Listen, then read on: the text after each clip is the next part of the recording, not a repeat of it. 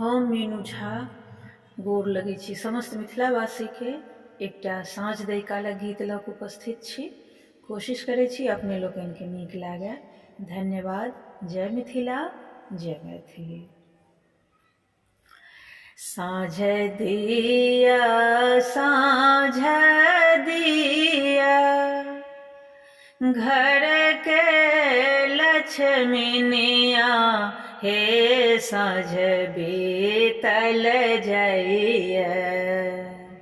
साँझ दिया साँझ दिया घर के लक्ष्मीनिया, हे साँझ बीतल जाइए। लागैए कोबर घर अन्हार, हे साँझ बीतल जाइए। लागैए कोबर घर अन्हार, हे साँझ बीतल जाइए।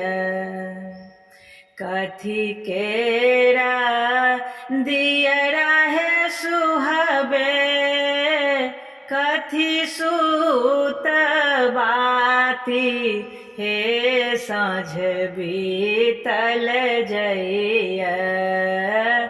कथी केरा तेला जरब, हे साँझ बीतल जाइए।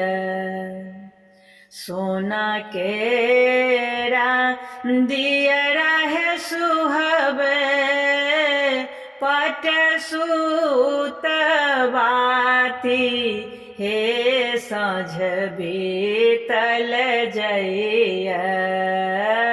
सरिसो के तेला जरब, हे साँझ बीतल जाइए।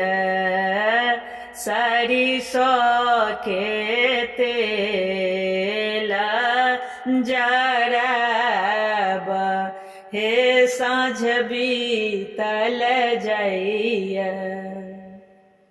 जर लागल दियरा है सुहबे, झमक लागल बाती, हे साँझ बीतल जाइए।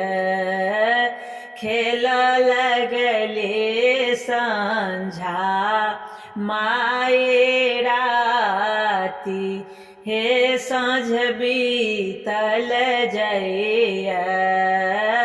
लागैए कोबर घर अन्हार, हे साँझ बीतल जाइए।